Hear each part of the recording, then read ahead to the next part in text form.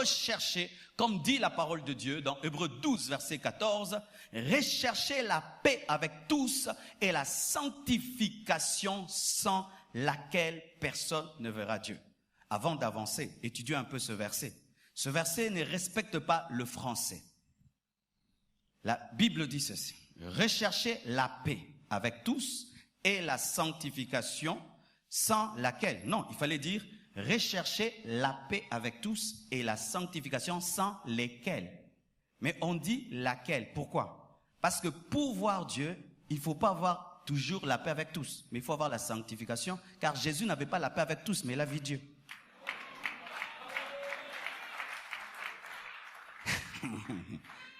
Oui. Jésus est mort, il avait des ennemis. Sinon, on n'allait pas le crucifier. Même sa tête est son ennemi. Il n'avait pas la paix avec Satan.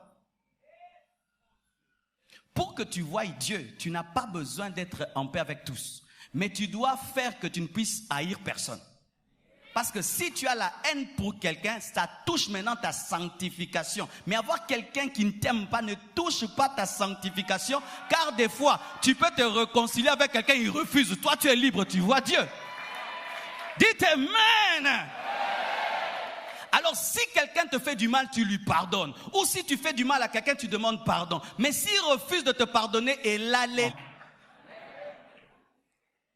Frère, ça peut arriver que tu me fais le mal et puis je te pardonne. Ou je te fais le mal, je te demande pardon, tu refuses. Je n'ai plus de problème avec Dieu car ma sanctification n'est pas touchée. Mais maintenant la Bible dit, recherchez la paix avec tous et la sanctification. Donc la recherche touche aussi la sanctification. Comment puis-je rechercher ce que j'ai déjà? Car la position dans Hébreux 10 me donne déjà la sainteté, mais on me dit de la recherche. Parce qu'au ciel, je l'ai, mais sur la terre, je dois rechercher. Par ta position en Christ, tu es saint. Mais sur la terre, tu dois rechercher. Maintenant, si tu as une position de sainteté par la foi, mais tu ne la démontres pas sur la terre par tes œuvres, tu es une contradiction entre ta position et ta réalité. Je ne parle pas lingala pour devenir quinois, mais je parle lingala parce que je suis quinois. Je ne me sanctifie pas pour être saint, mais je me sanctifie parce que je suis saint. Ainsi, je dois démontrer que je suis une orange en donnant le jus. Si tu es saint, il faut qu'on te presse sur la terre, on trouve la sainteté. C'est ainsi que Jésus était saint en Dieu, mais quand il est venu sur la terre, il a aussi démontré la sainteté. Si tu as une position de sainteté, mais qui n'est pas accompagnée d'une vie pratique, en parole, en pensée, en action de sainteté, tu contredis la position.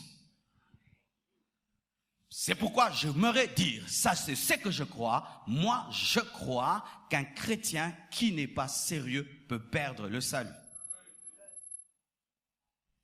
Tu as le salut par ta position, mais sur la terre, tu vis dans l'impudicité, dans le vol, dans l'escroquerie, dans le mensonge, dans la haine. Tu vis dans le péché, tu contredis la position et tu n'es plus dans la position.